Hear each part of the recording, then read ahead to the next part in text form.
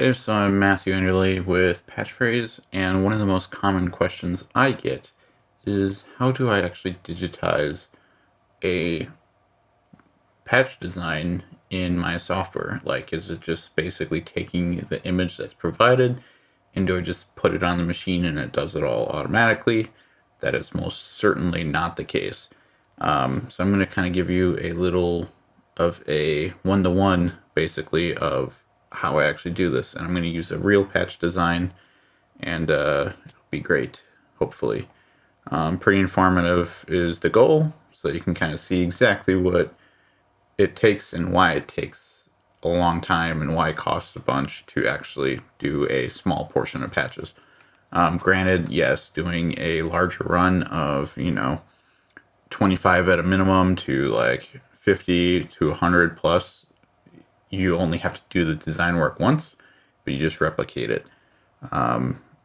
If I'm doing one patch, I still have to do the design work, which could take a couple hours, and I just won't be replicating it. So the amount of times that design is being used is very low, which means that that design costs that much more versus doing 300 of the same design or 10,000 flight suit patches because it's one design that's being used with a different name.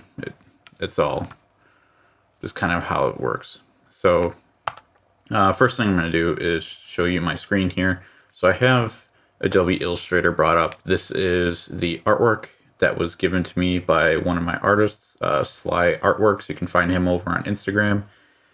He's a really cool dude, does awesome work. I basically sent him the customer's artwork and had it sent to him, and then he was able to make it a lot better than what I would have been able to do in the same amount of time. I just simply don't have the time to do the artwork for most designs. So he sent this back. This is the AI file, which I also gave to the customer or will give. And I already imported it into my software here.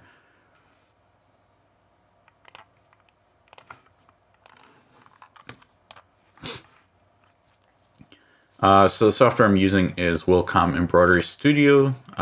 This is Wilcom's E4.5 that I'm currently running. It costs quite a bit. I think said and done, it's around 5 to 6 grand or something for it.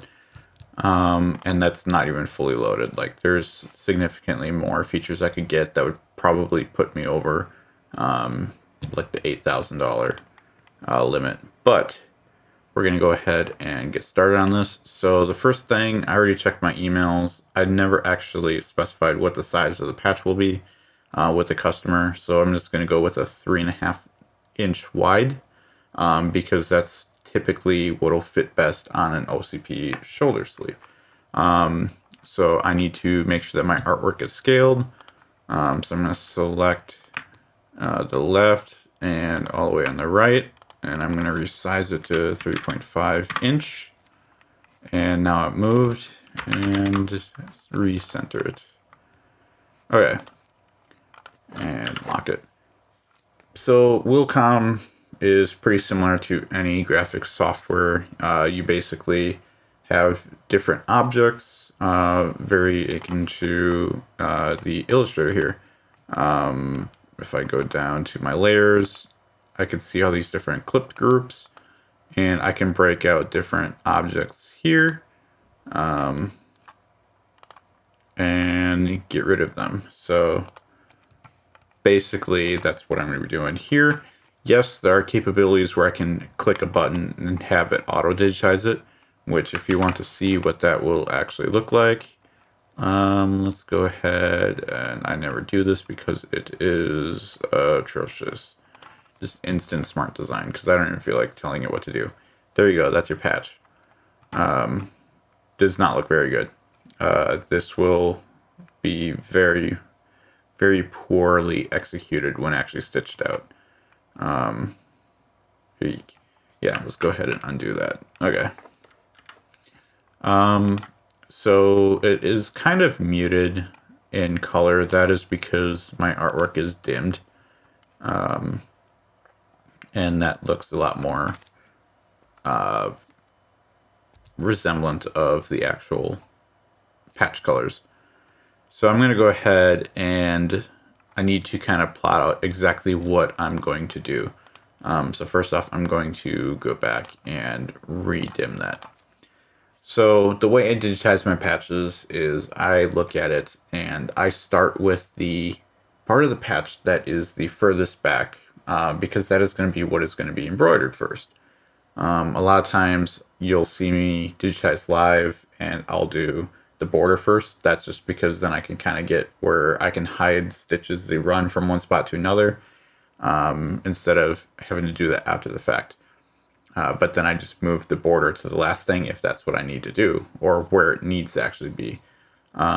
So this one, I'm going to look at it and I'm going to kind of think of exactly how I'm going to do it. So in the auto digitize, the black background was completely embroidered. That's unnecessary.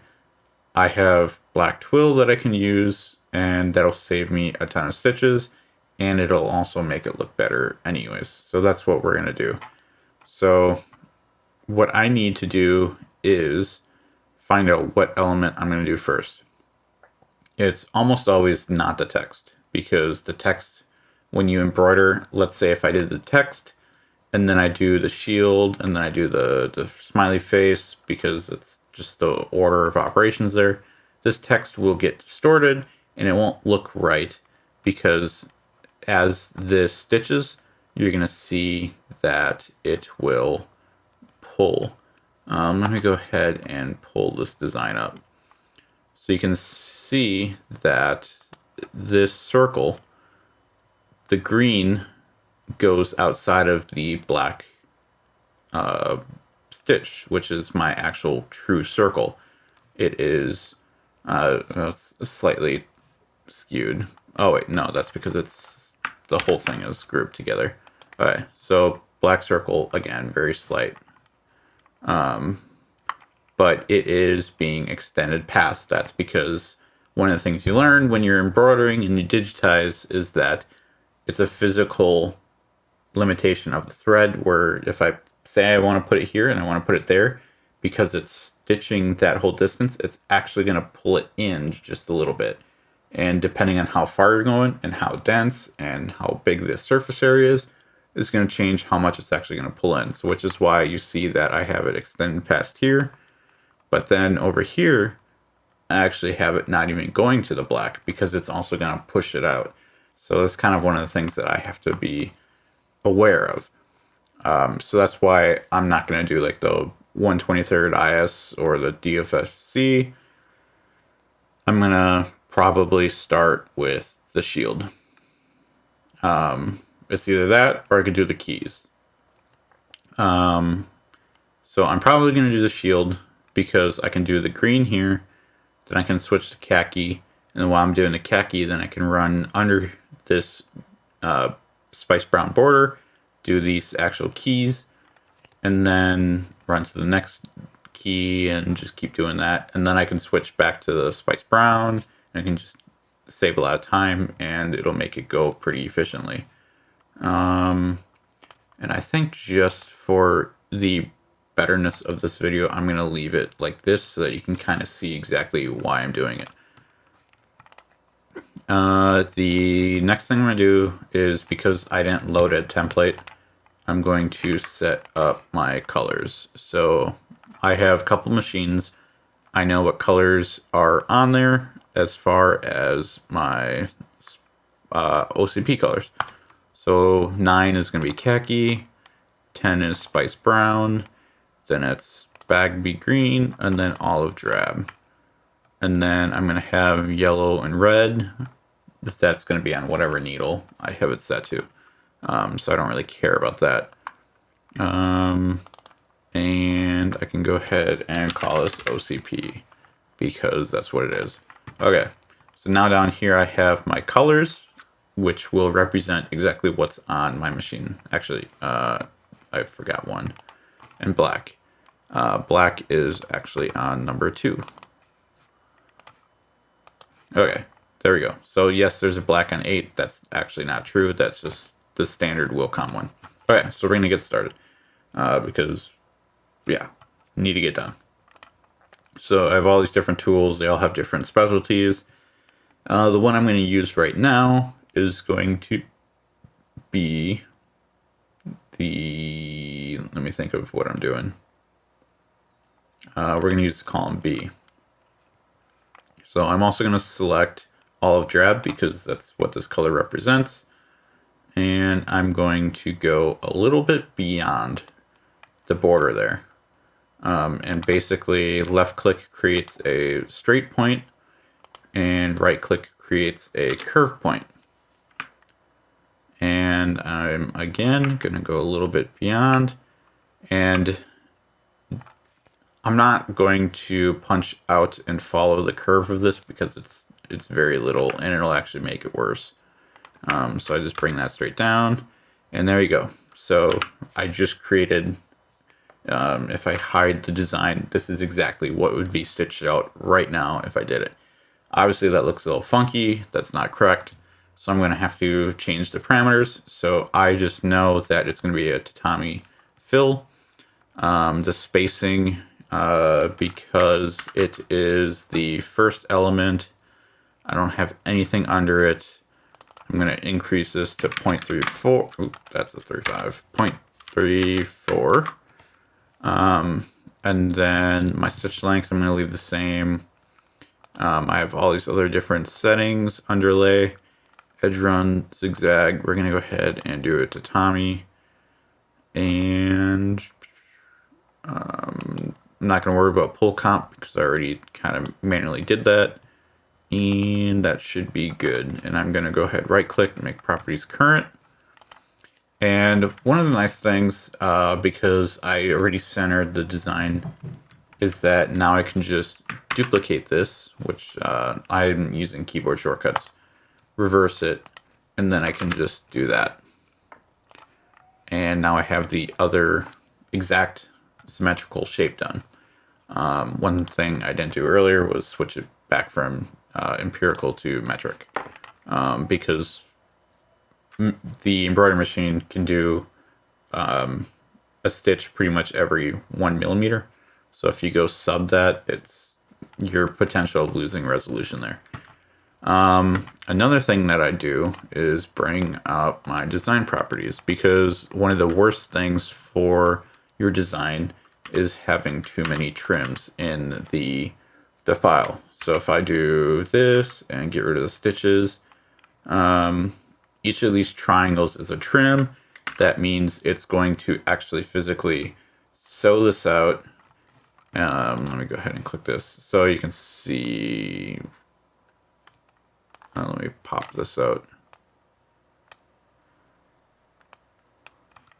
So it's going to physically sew that out, and then once it gets down there, it'll stop, trim, tie out, move the machine, tie in, run it, stop, tie out, and all that. And each trim for my machines is about 7 to 8 seconds. So that's kind of unnecessary there. It's the same color. I can easily just have the machine run over. So that's what I'm actually going to do. So I'm going to create a run stitch running from here to there. And then I'm going to select these. So you can see over there, I can also do it here, holding control, and I'm going to resequence by my selects. So now my trims went from 2 to 1. So now I just saved 7 seconds off. Doesn't seem like much, but when you're doing a couple hundred of them, that adds up pretty quickly. So that's just one more thing. An additional thing, the angles changed. So I'm going to go ahead and use the right keys and change the fills. Which one? Let's see. Why can't I find it?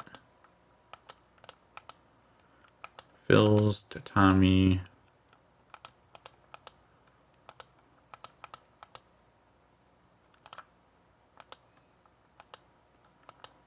special. Okay, what's going on?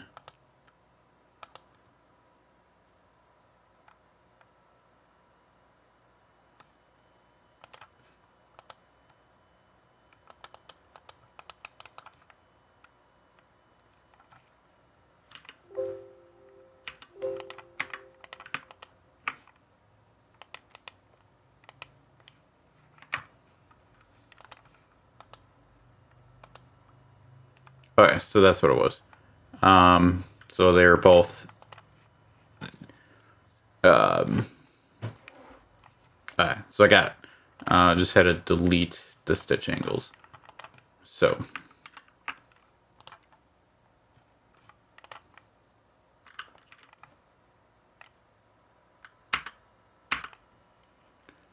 alright, so what's going on here is that I have extra stitch angles. So we're going to remove that. There we go. Now it appeared.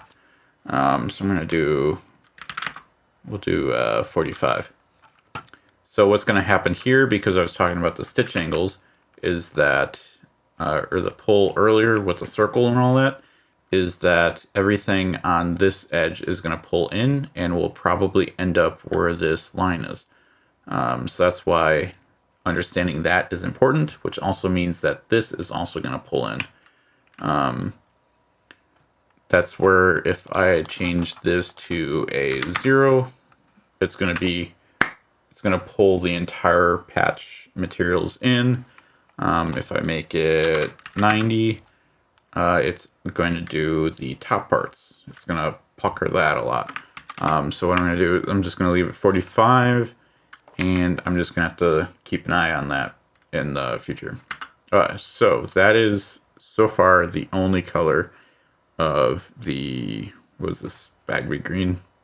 Olive drab. I always get them mixed up. And I'm going to go ahead and save this.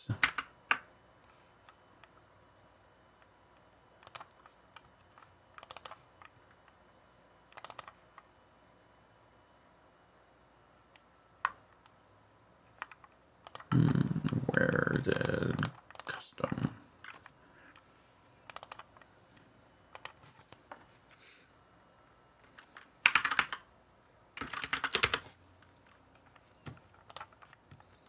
Alright, so now that I got it saved, I have my object there. We're going to go ahead and move into the next color, which, as I said before, is going to be khaki. So khaki, I can go down here, select it, and we're going to do complex fill, actually, because I don't want to have to deal with the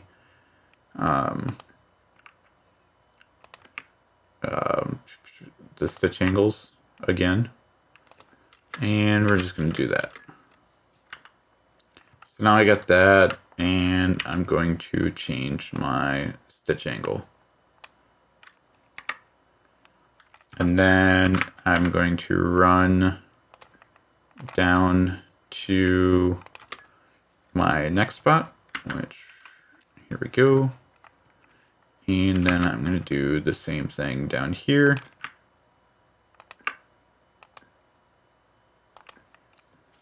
And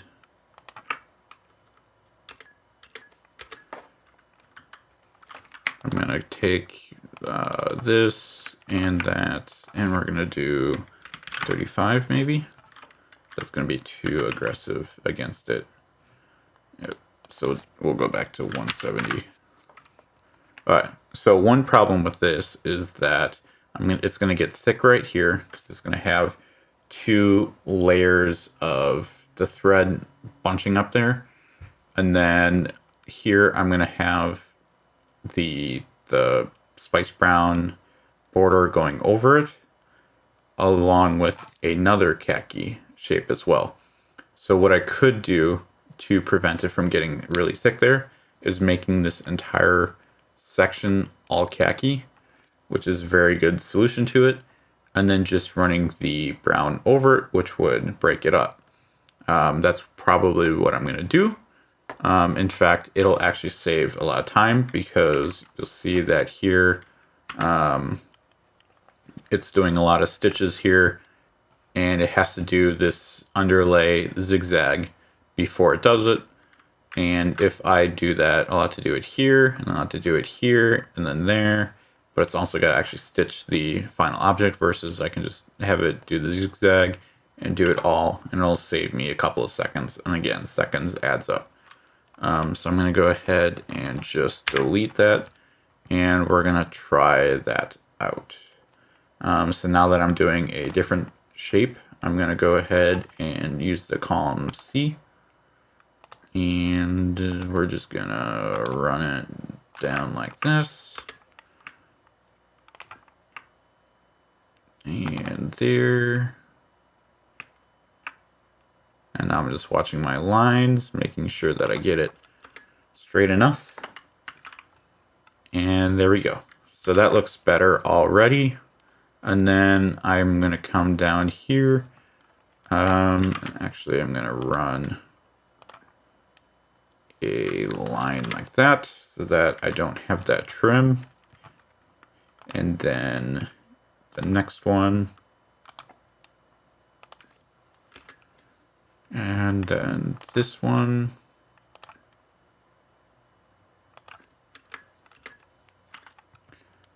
Okay, and then I also got this little bit down here. So that one I'm just going to do this way, but I'm going to exaggerate it a bit because I'm going to change how it's done, most likely.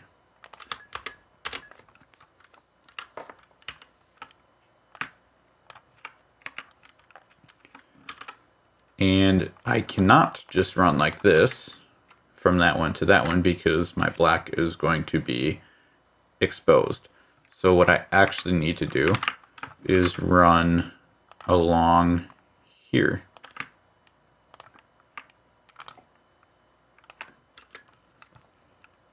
So now I can select, so it'll do that khaki, this one, then that khaki, this one, and then that one.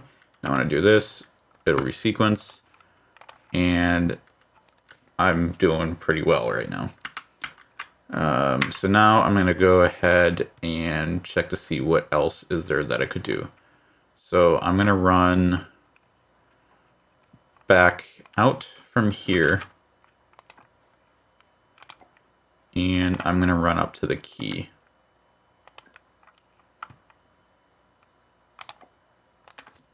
Okay, so now I'm at the key. So how do I want to do this? So this is where playing those games that you did as a kid, and it's like you draw the, or the challenge of like draw a stick figure house without picking your pen up. So you do the box with a triangle and a door and whatever. If you can do that, that makes it a lot easier for this. So sure, I can do the actual shaft of the key, and then do the loop or whatever, but then I have to run back over it. Now there are ways where that might actually make it more interesting. So like there are black lines here, or sorry, brown lines here, which I'm gonna say because of the pixelation, these are way too small. So thread itself is a 0.4 millimeter thickness. So I'm not really going to get a whole lot out of it. Just to demonstrate, that's not what I want to do. I'm going to do a quick demonstration of what this would look like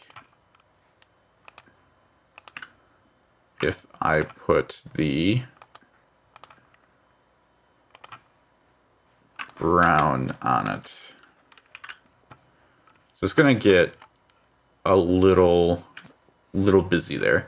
So one of the other things I could do is instead of doing these lines like that, is I could bring this back over once I actually do it. And it doesn't look right now, but it'll look better. So that's actually what I'm going to do. So I'm going to fill this in. Just take my word for it. And this is that other tool. And there we go. And I'm actually going to change this to be a satin because I'm going to want what I'm going to do later to actually stand out. And then I need to do all of this. So there's going to be this tool. And I'm basically, so I'm not going to start right here in this point right here because it's just not going to show up when you actually do the fine details.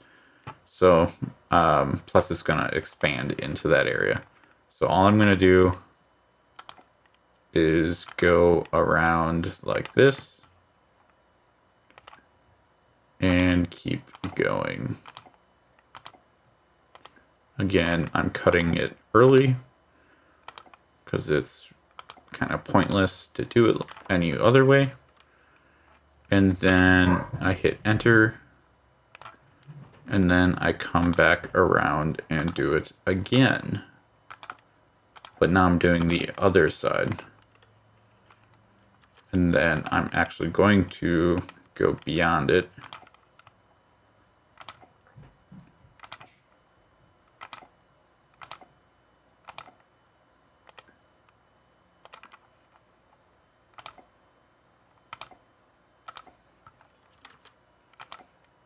And I'm pretty picky about where these shapes are going to end up. So you'll see me undo it a couple times. But I'm also going to make that a satin as well. And I don't like those stitch angles, so I'm going to create my own. So starting there, there,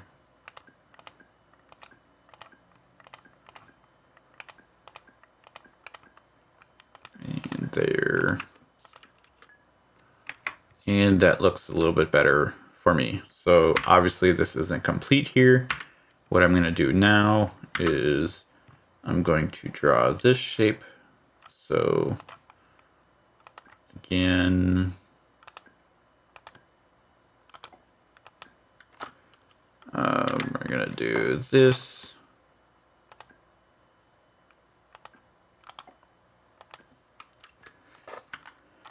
And let's see.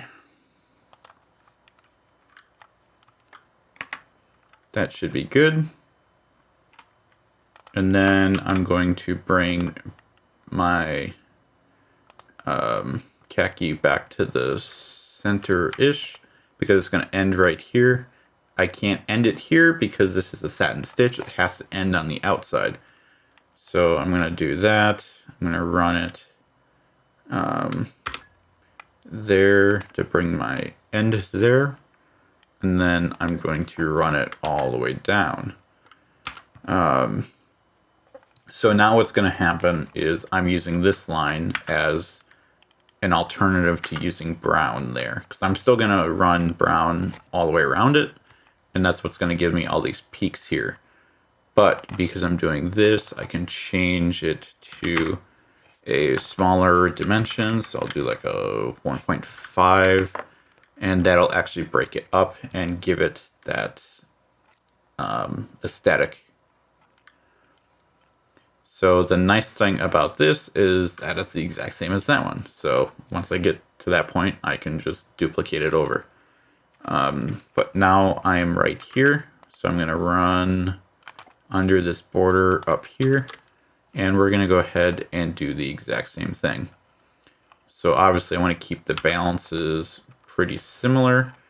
So what I'm going to do is I'm just going to duplicate this, pull that up there. Because I want to keep my width the same. And actually, I'm just going to measure it because it'll be way easier that way.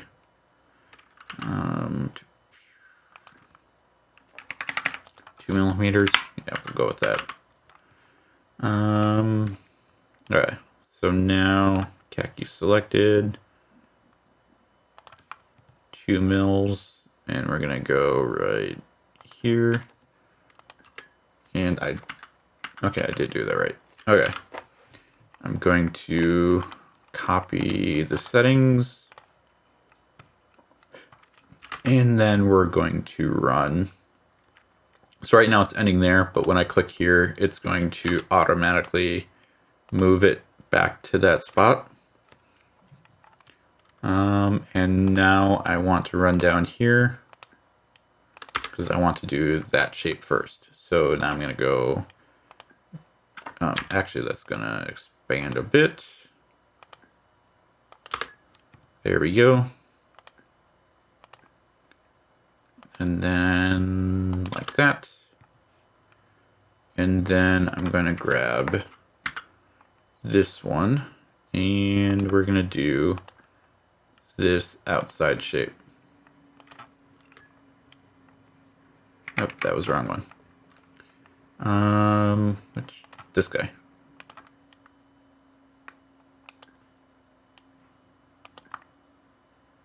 And then that.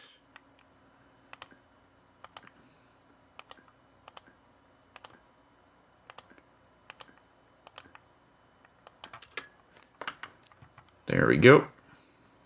And then I can do this one. And then I'm going to finish up with this guy.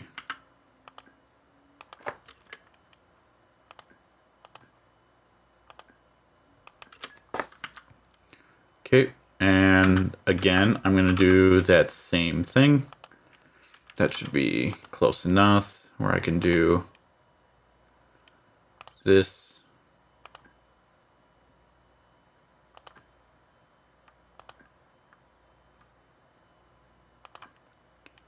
And then bring it back out. And then I'm going to make this that, was it 1.5? So that'll give it that texture there. And then that'll break it up. And then what I'm going to do is run up here. Then I'm going to do that. And I'm going to add this one. So this one's going to be a little bit more exaggerated than what is normally in the design. The reason for that is because if I keep it smaller, it's not going to be very like pronounced. So now that I got that, and then I can end it right here. I can't end it here, but I can end it anywhere on this edge. So I'm going to do the exact same thing. I'm going to run all the way down under my border there. And then I'm going to run back and do it again. And 1.5. But I don't like where that ends. So I'm going to go back here and I'm going to bump that to there, move that up. Nope. That's fine. Okay, so now I'm going to run from this key. Here's where I'm currently at. And I'm going to run up and around.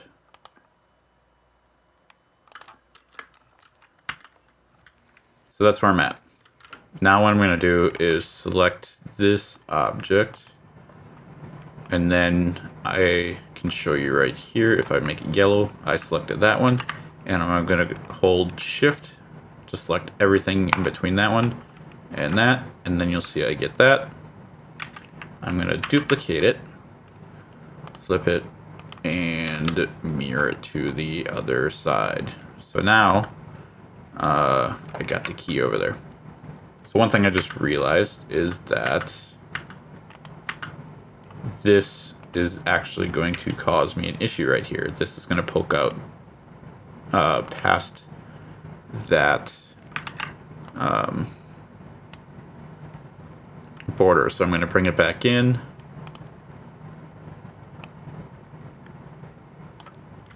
There we go.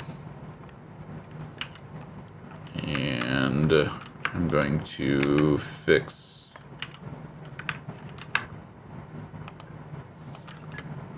that. Okay, cool.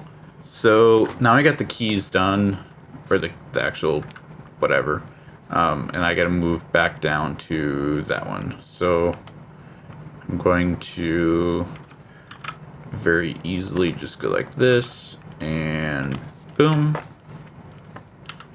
And then same principle here, select all of that, duplicate, and mirror it over. So there you go, that's what I got so far. So it's starting to look a lot more like what the actual design is. Again, it's pretty painstaking. This is a much more simpler design compared to, well, this one was more so just figuring out exactly how to path it so that I don't get all the trims. Like, yeah, there's still 23 trims, but that's because there's a lot of stars, there's a lot of different color changes and stuff like that. So it's just a matter of it's as low as I could get it. So now we just finished the khaki. We have the text we could do. We're gonna still hold off on that yet. I just feel like it's not the best time to do it yet. So what we're gonna do now is probably the spice brown. So I need to pick the best spot to start with. So I'm not gonna do the ribbons again, at least not that one, because it's a separate object. I don't need to do it. Plus I could technically end with this border here because I'm going to be running from key under to another key and stuff like that. I can end it here and have a jump stitch and continue it in, and it won't be distorted. So again, I'm not going to worry about that. What I will do, I think, is start with these vertical bars here. Yeah, we'll go with that. Unless you think I should do something different, but we're just gonna do it.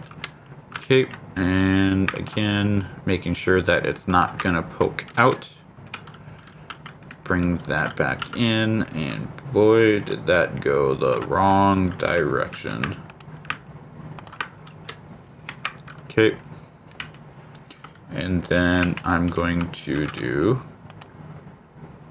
this, and I'll do the middle one, and I'm just going to do it like this.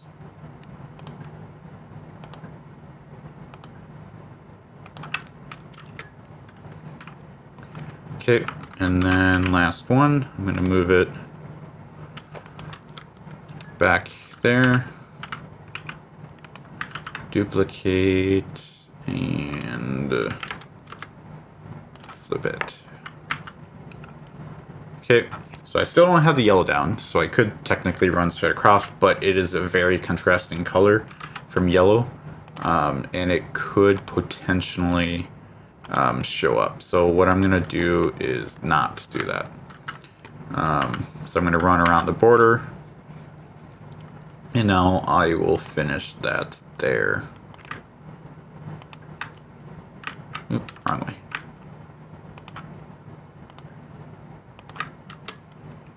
Okay, so now I just did that one. You can't see it, but it is there.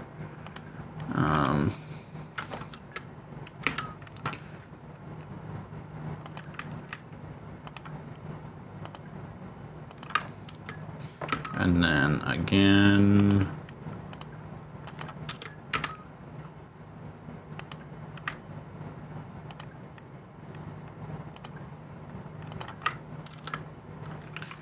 There we go. So that's that part, and then I will go run down here and do the bottom border.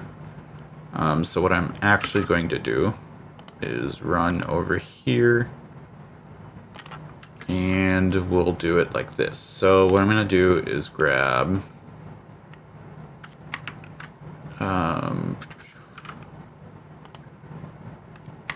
so 1 mil. I'm going to set my C column tool to 1 millimeter, and I'm going to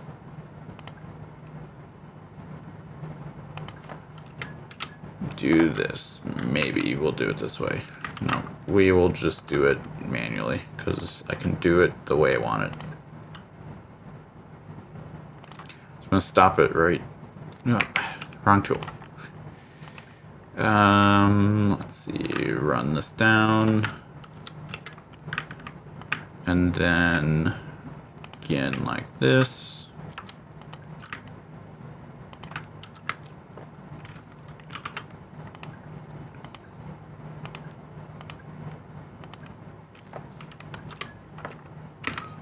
And then I'm going to do the same thing here.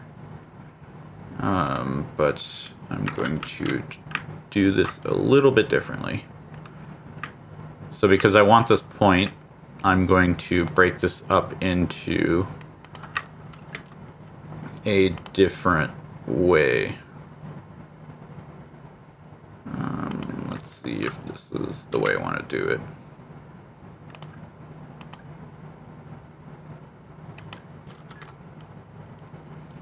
I think so.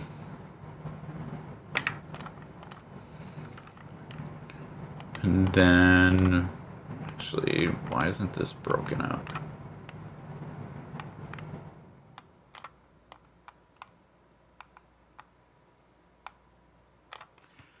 That disappeared for some reason, but now we got it back. So I'm gonna make it like that.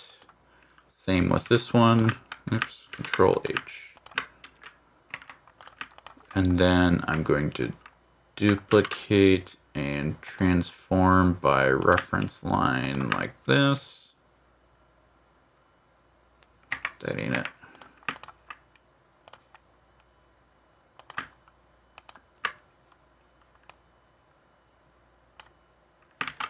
Okay, so that didn't work. We'll just manually do it. Back to the drawing board. Okay. So I am going to do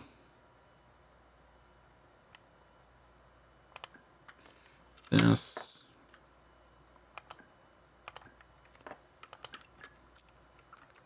And then same thing here. Bring that all the way. And then like that. So let's get rid of the angle there.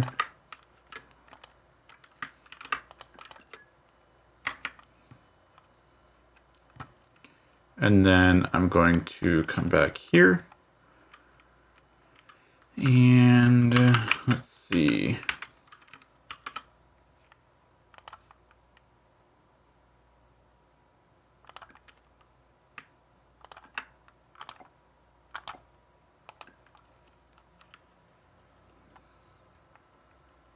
Kind of bring it like this.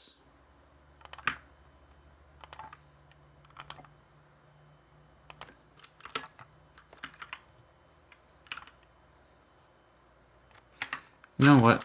We're going to make this a little bit easier. So I know that that's about 1 millimeter, but it is just a hair smaller. So we're going to go with a 0.8 and we'll see if that gives me enough. Because the beauty with this tool is that I can adjust that on the fly, and that looks pretty dang good.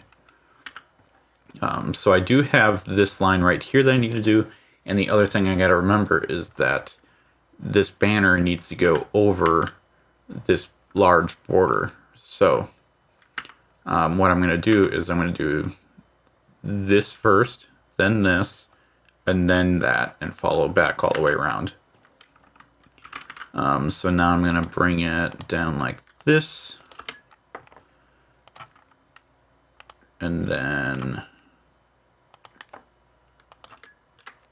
like that, and I'm going to pull this down just a little bit. Okay, and then it'll automatically pick back up here.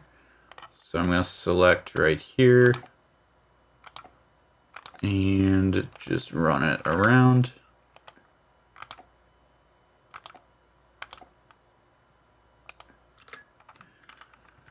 And then once again, get rid of these angles.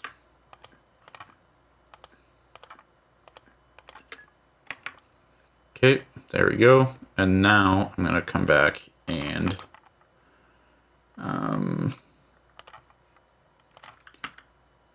finish this back up. I'm going to start beyond where I left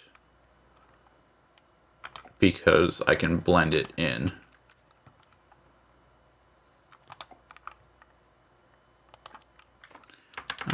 But I went too far without clicking.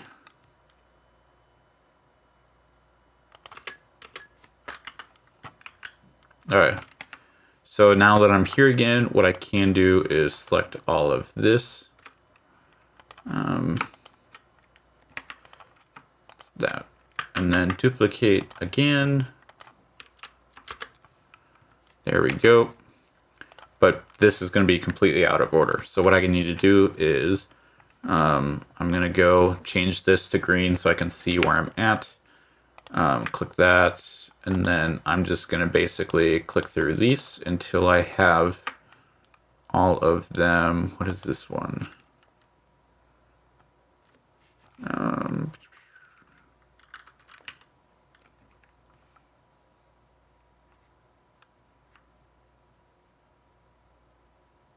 Let's see. Okay, so I do want to do it this one, and then that one, then that one. Then make it brown, and then sequence it. And we're going to bring this one over more.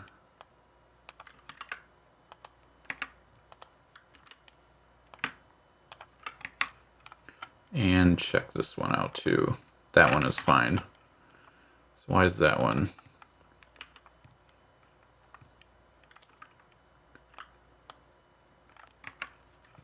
Should be good. Alright, so now I have that. And I need to do the outer border.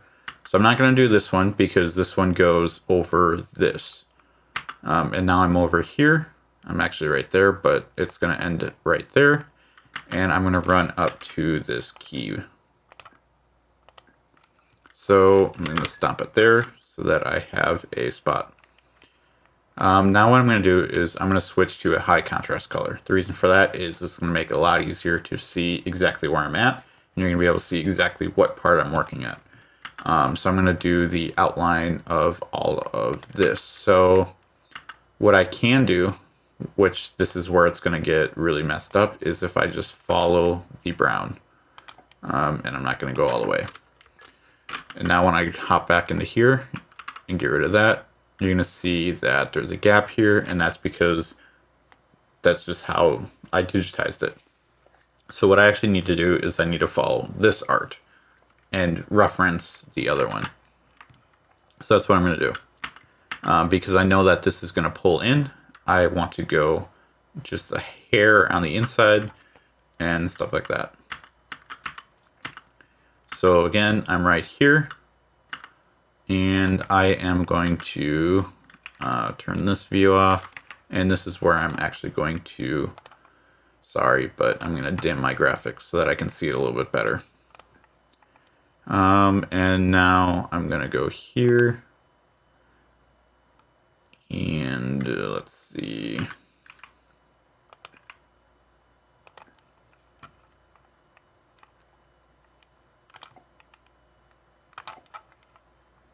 And I'm just going to follow this all the way around. Yeah, this is getting a little difficult because it's like 10:30 at night and I am tired.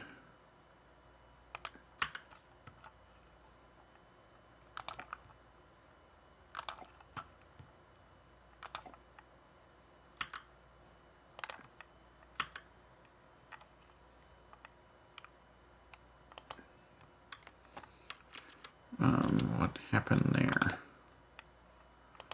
There we go. So I must have hit the wrong one. Alright, and I'm going to stop it there so you can see it. And that is that shape. So now I got to do the inside one.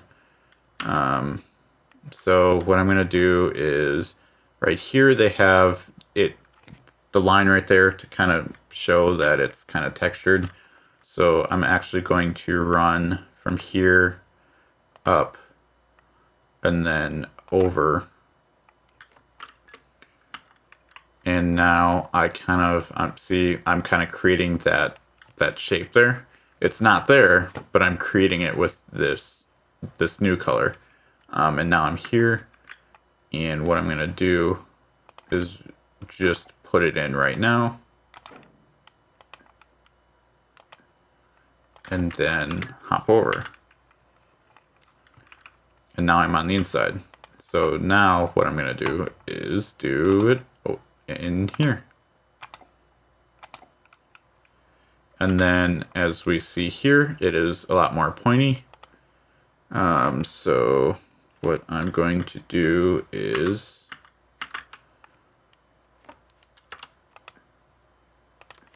make sure that I add that point. So it's not like super sharp there, but it will look a lot better when it's actually stitched. So that's kind of one of the main principles of digitizing in software, is that if it looks good in software, it's probably not actually going to look good on the actual embroidery part of it.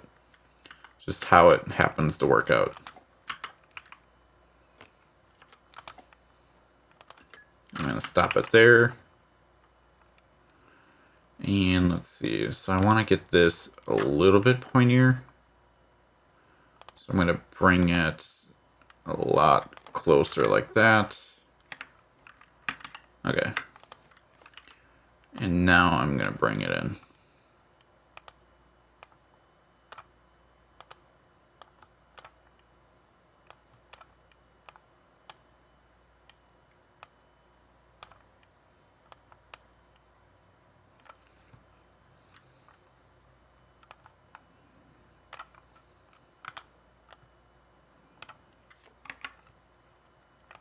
Okay, cool. So now I got that whole shape done.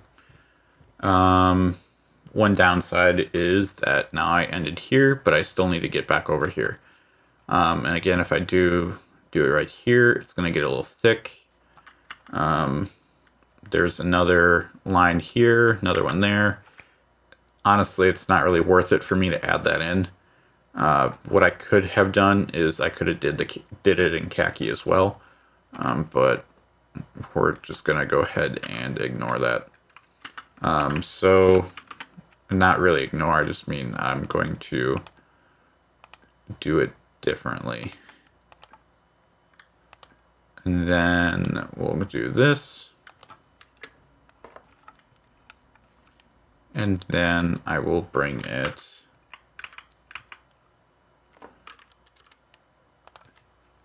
back up here.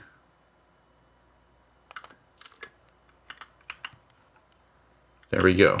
So now I can select this whole thing, and I can do this, and we're going to go ahead and group it.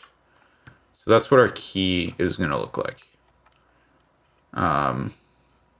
Again, this looks a little weird because it's sticking out. It won't stick out. In fact, it might not even be enough. So we'll have to see. And that's why it also costs more, because I'll run a sample, tweak it, run a sample, tweak it a little bit more, and I'll be like 7 samples in. Getting a little bit better now where I don't have to do that much. But, okay, so anyways, we got that. I'm going to run it up here. And then I'm going to stop it there.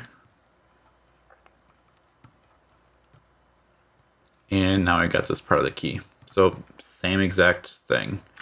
I'm going to go through here and do it now.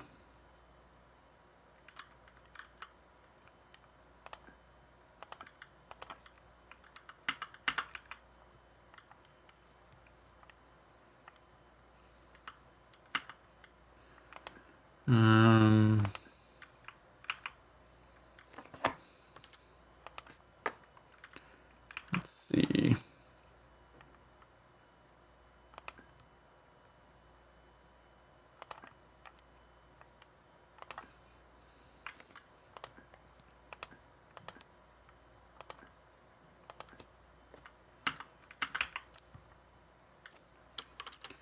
I got a little off there.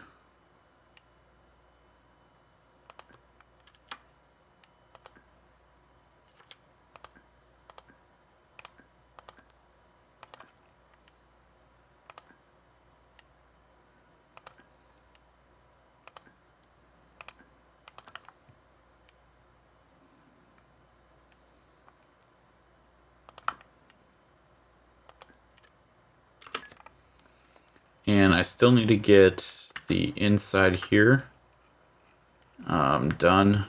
So I think what I'm going to do is actually hide it in, I think right here.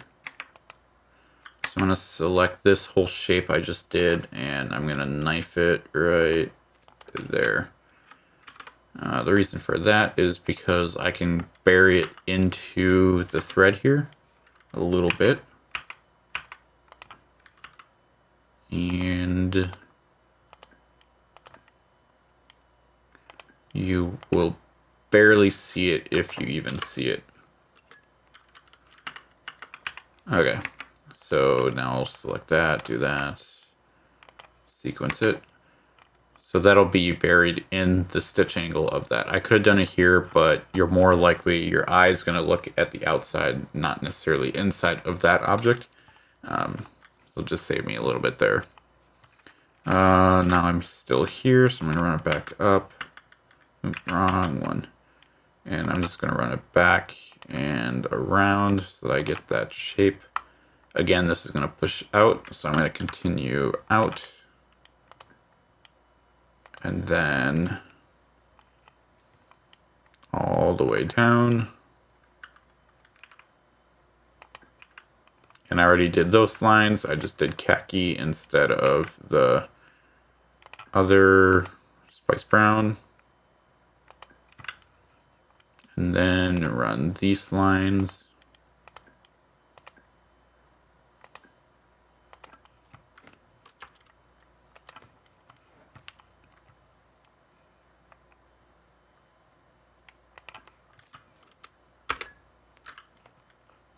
And there we go. So I'm going to select all of this, change that to spice brown, and there we go.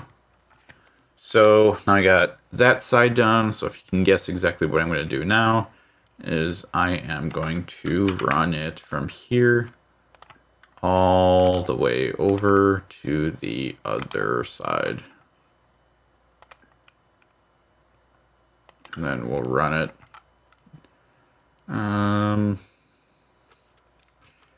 We'll just run it all the way down because then I don't have to resequence everything. Okay. And then I'm going to select this because this is that one. So I'm going to select that to that, duplicate, flip, and then invert it. There we go. So now I'm going from that shape to the green down to there. So the green is the start. That's going to end there. It's going to start there. That one ends there. So all I got to do is change this one green from green to brown, and you'll see my trim go to 2. And, or my color changes. That's weird. It should have went down. Just copy all that into here. So I got, where is the other one? That's the last one. Nope, it's down there. That one goes there, to there, to there.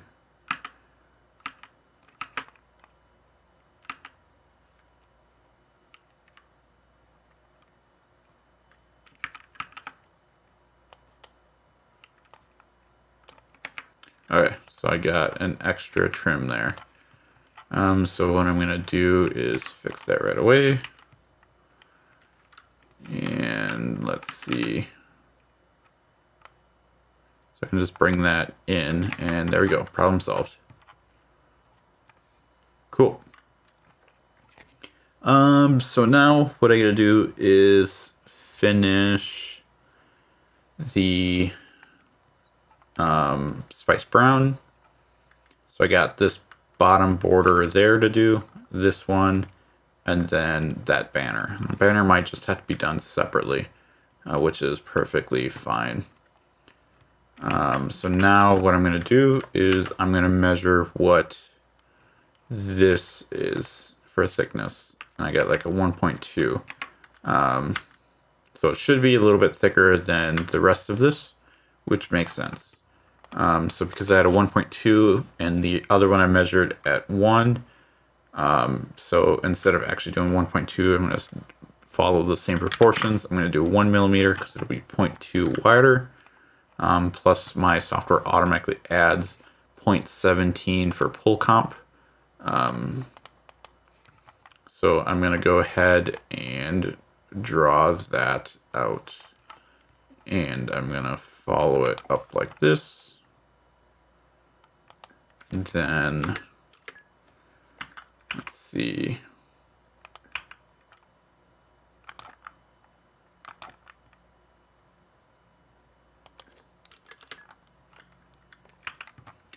So I got that.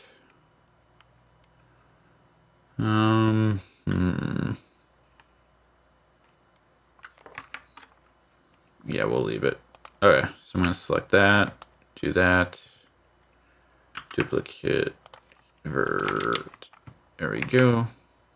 I'm going to see if I put them together.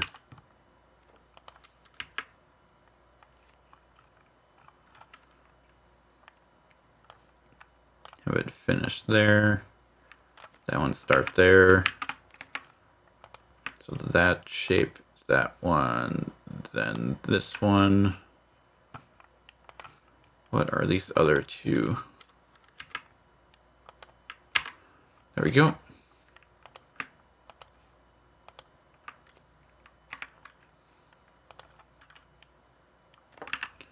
Oop. Way too. Okay, and now we're down here. So now we're going to go back to our 0.8.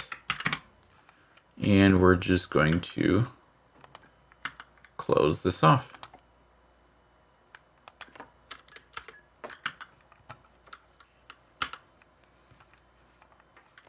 And now we got that. Make this brown. And we're good. Cool. So let's see. What else do we got? So we got the spice brown up here. We'll do that real quick. Because we don't want to have another color change. So what we're going to do is I'm going to start here because that's the most bottom layer. Oh, that's not the right one. This one.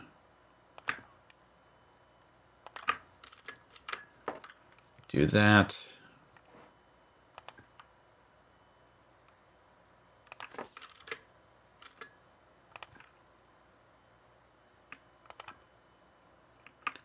And we're just going to do it like this and see how that works out. That doesn't look, that looks fine. All right, and then what I could do is run from here down and then just hit that point there. And I'm gonna stop right here. And then what I'm going to do is select all of this, and you guessed it, do that. And then I'm going to continue it.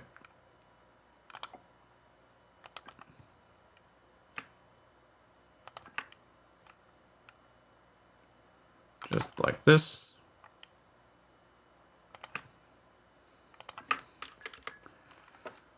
There we go.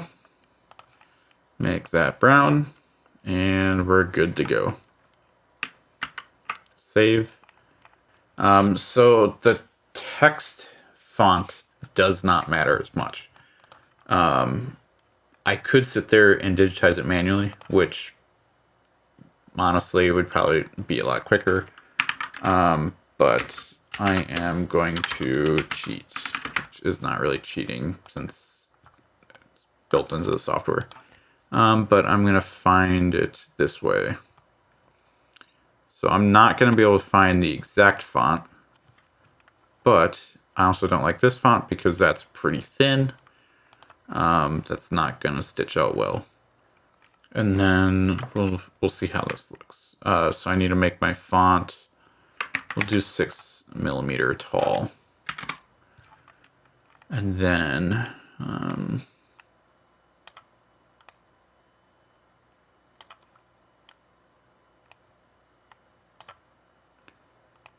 we'll actually make it match. Fills, I'm going to change it from 0.38 to,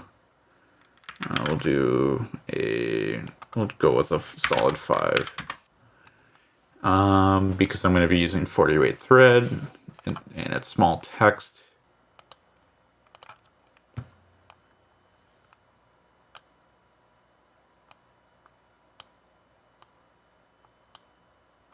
Just going to make it a little bit thicker. And then I'm going to go ahead and move the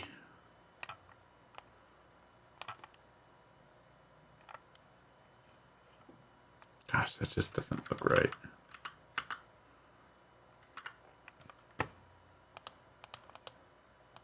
Maybe I will just pick a better font that'll actually stitch better. Because it is pretty small. It's probably where I would have been a lot better just doing it manually.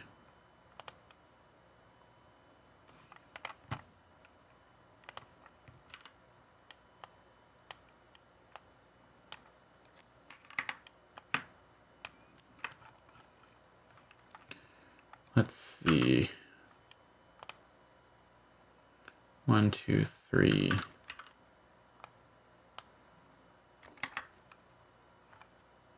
So this looks very weird, but again, it's going to expand. This is going to shrink in the horizontal. That's going to expand in the horizontal. So I got that. We're going to change it is centered.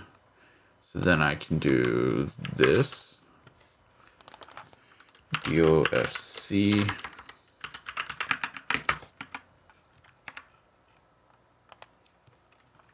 And shrink it down. And then for the top rocker, we're just going to do this. -0 because why not? C flight. And then we're going to change this to any shape because now I can drop a point right there. And I can drag these like that. 4.5.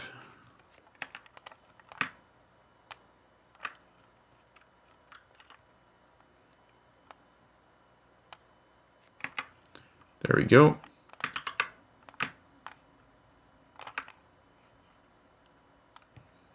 And then we do the opposite of this, where we bring this up like that.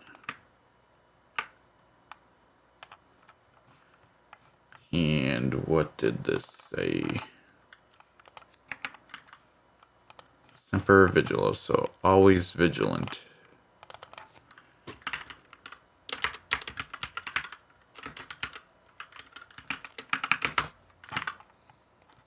And then again, we need to make this even smaller, which that's where we're getting a little risky because your font, you typically don't want it to be smaller than 5mm. It's very apparent when you look at the letter E. So this is getting very small. 3.5.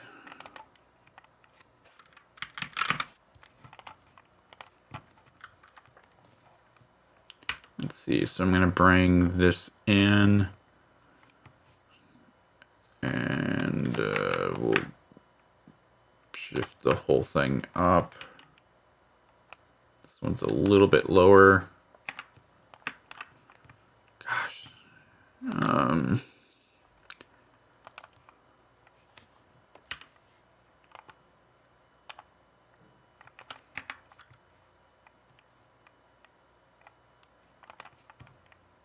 And then I'm going to bring my letters out just a little bit so that they're more distinguishable.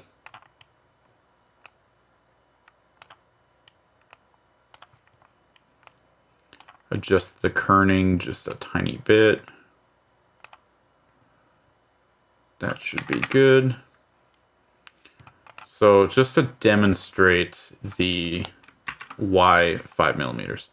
So right here, we have 1, 2, 3, 4, 5 different segments of the E. So in order for this to actually be legible, like I said before, that each needle point is approximately 1 millimeter placed. So I can punch here. Now I'm at 1 millimeter, 2 millimeter, 3 millimeter, 4 millimeter, 5 millimeter. That's why. If I make this much smaller, let's say, so right now it's a 10 millimeter tall letter. Let's say I make it actually 5. Still legible because that's still 5 millimeters. Now if I change it to, let's say you want to do a 2 millimeter, that's not going to look very good. Yes, there are ways to make an E look good small, but it's going to require me to actually manually do all of it. This looks a little weird on screen, but with the the spacing that I have, it will most likely turn out. There's going to be one issue here. Run stitch 1.2. We'll clear it up. Underlay. We're going to get rid of the by segment. And we're going to do center run. And we're going to do 1.2 as well. And then I'm going to copy that, and hopefully it won't. Yep, I figured it will. Okay, so we're going to select all of that, do the same thing, center run, fill, where's the other one? Special. And 2.2. Okay, and that should be good. Oh, and obviously change the color. Okay, cool. So that's the patch so far. I'm going to go 1:1 scale. That's what we got. Now I'm going to do the border going all the way around it. So this is going to be the fun part. So the way I could do it is I could trace it all the way around. And that actually will probably be the easiest way. So that's the way I'll do it. So I'm going to go ahead, select my color here, and I'm going to do column B. And I'm going to start right here. So I'm actually not even going to see that. And the other thing too is with the way I'm going to be doing this, it's probably going to be laser cut with my laser, the blue guy right there. You're not going to see this little indent right here that I just clicked. So realistically, I'm going to go straight across, and then I'm going to just follow the curve of this whole thing.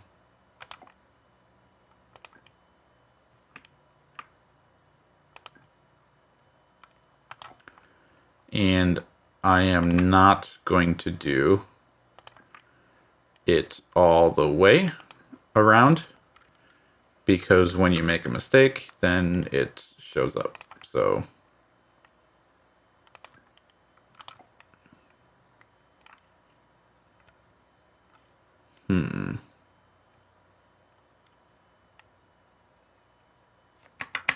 we're actually going to go with this one. And I'm going to do a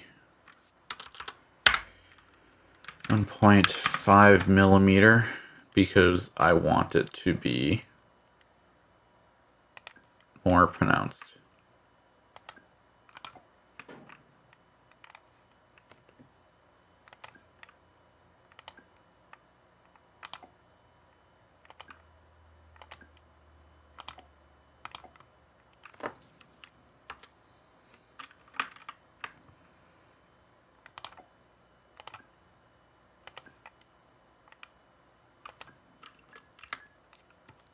Okay, and then because I want to do this point, I'm going to ignore it, and I'll do that after I get this all taken care of. So the other way that you'll see me do this is I will actually do the individual parts. So like I'll do the black. I'll digitize all the black as separate shapes, weld it all together, then create an outline off of that. Works really well, but we're not going to do it that way. Because why would I? But now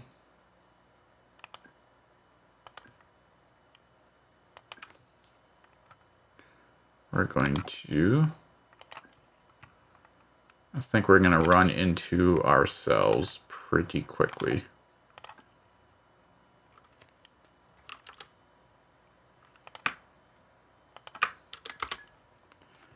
Yeah, that's a little close there.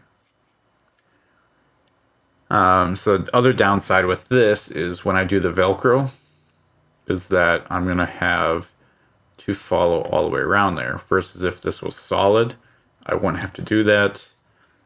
I could just simply sew the Velcro on and hop like that. But we'll see. Because I might even just not cut that out with the laser. Just cut it out here and that'll just be filled.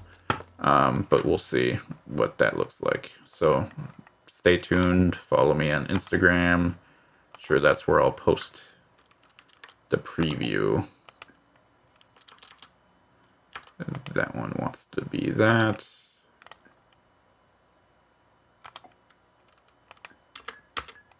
Okay. And I'm going to bring this down a bit.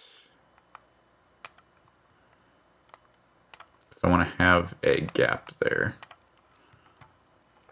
So what I'm doing now is I'm going to go back up here because what I actually want to do is only do half of the work and then duplicate it so that it's symmetrical.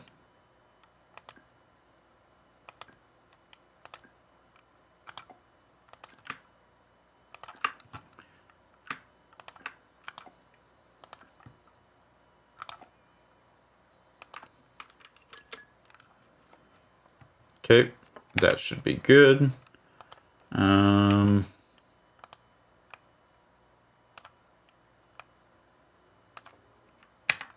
Why is my fill or something funky?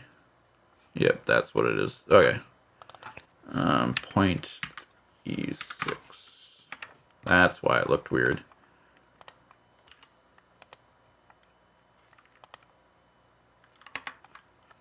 Okay, and then I'm gonna fix this point right here.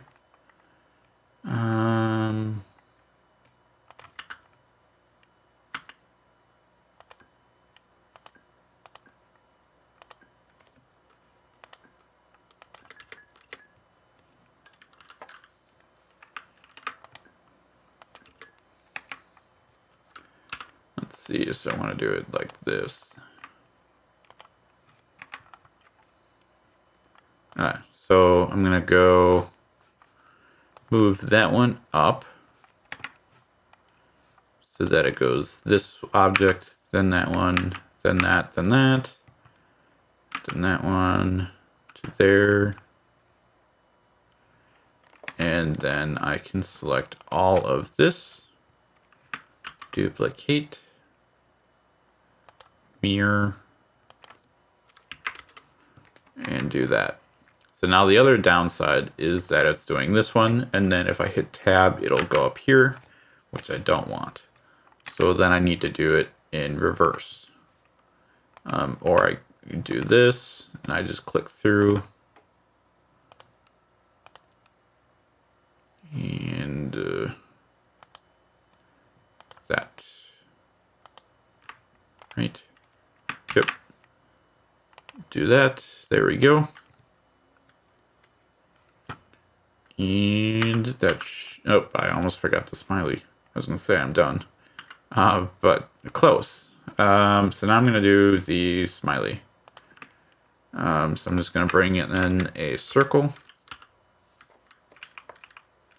And we're going to make it a tatami, a yellow, and I'm going to make sure that it's centered. If I center it this way too, it's going to be off. So we're going to leave it like this. And my goal with a circle is to get it centered in, and then I affect the pull with it. So I'm also going to do one more thing, is I'm going to duplicate it, make it black, and then I'm going to make it a satin outline. Special, we're going to make this a 0.8. In fact, I actually got a preset favorite somewhere, wherever that went, whatever. And now what I'm going to do is I'm going to make sure that I don't have any disastrous overlap. So just to make this a little bit easier to see, what's going to happen is this is going to pull, and basically what I'm going to get when I actually embroider it is it's going to have a gap like this, and that's not going to look good. So what you do is I pull it beyond almost so that it sticks out on the screen. Same with this, because my lines, this is my stitch angle. And if you have issues with some shapes having different types, or what I'm trying to say, I want it to be, I can't add or make it not a actual circle. So what I'm going to do is I just create another shape so I can have two shapes, weld it. I get one shape, although mine is creating a second shape as well. I'm going to move that back up. And now that I did that, I can now add these extra nodes. So I'm going to bring that down, bring that one there, and that back up. And because it's perpendicular to my angle line, I'm going to get, it's going to pull or push out. So what I'm going to do is I'm going to bring this in just a little bit. Same here. And I'm going to bring this down, and there we go. So if I go ahead, get rid of the black, that's what my, actually let me do this. It looks weird, but that's going to give me a circle. So I'm going to go ahead, copy that, and I'm going to delete that, paste it, and move it up one. There we go. Okay, and now I'm going to do those. So I'm going to grab black, and like this.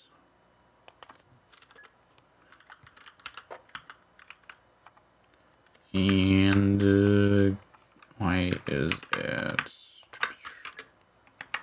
There we go. Duplicate. Do that. And then the smiley face.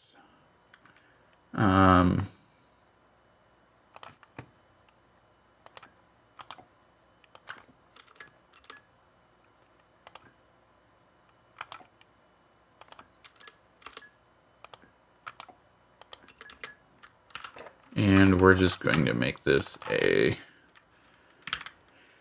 0.5.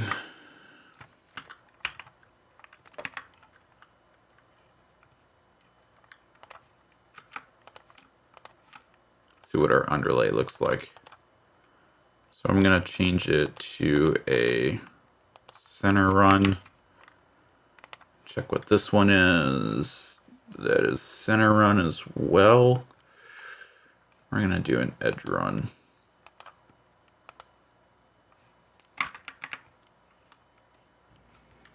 Okay, there's that. And actually we got to do the blood splatter. So we're almost there. Obviously I'm not going to get all these little details like that. But what I will do is, which one do I want to do?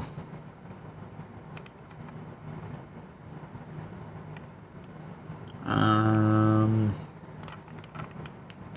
do it like this. So I'm going to start under there because the black is actually going to go over it.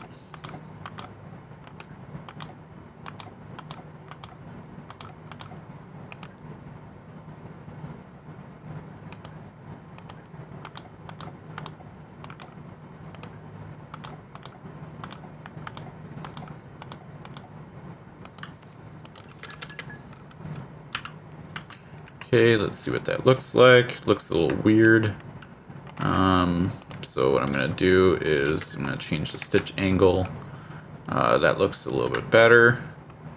And then I will add a couple of details.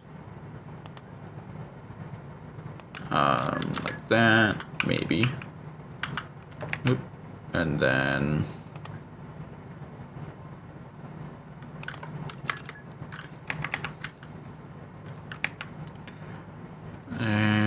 I think I can do this one right here.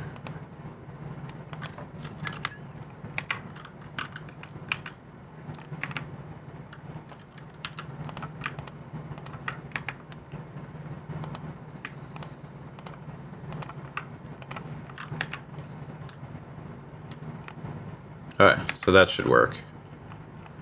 And then I gotta bring this back down. So I can do that. I can have it going over the eye, or I could cheat a little bit.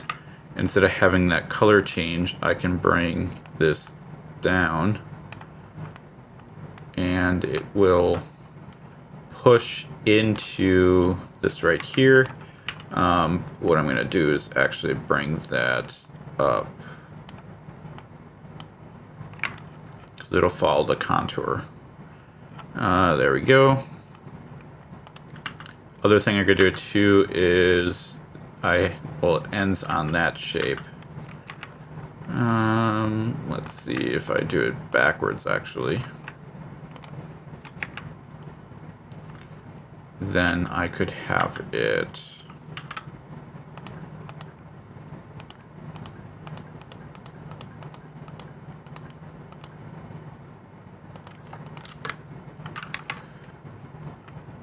do that for a little bit of texture. Not sure how that'll actually look when it's actually sewn out.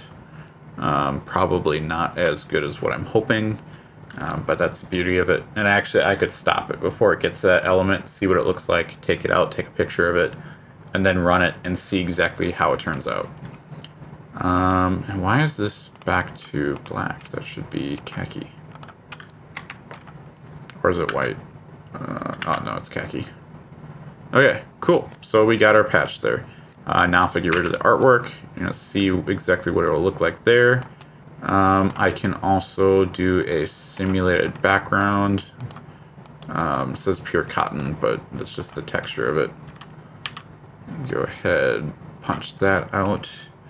And now just kind of quickly look at it. I got all of the spice brown in there. The khaki is good. I might space this out just a little bit. I wonder if I just do this. And then bring that in. Okay. That's centered. Centered. And that's our patch.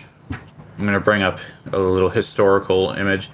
On the bottom left, you can see how it shows it was like 20,000. Right now, I'm at 15,697 stitches for this design. I saved almost 10,000 stitches, which my machines have typically run at about 800 stitches per minute. So that's going to save me quite a bit of time by me manually digitizing it. Granted, auto digitizing sometimes would work. It will not for like 99% of my patches. So that's why it takes more time, why it costs more to actually make a patch.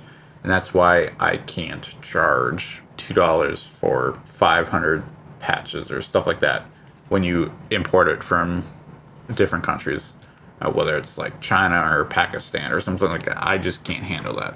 And I put a lot of work into this. So this is one design that I'm going to be running soon. We'll see exactly how it turns out.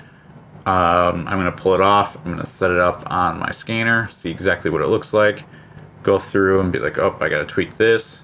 I'm telling you right now that I probably won't like how these corners are terminated here, especially since one, this shape is on top versus the other one. I'm probably going to do something similar how I had that corner there, or this one here.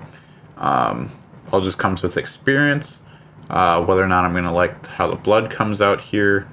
Yeah, it's a matter of trial and error.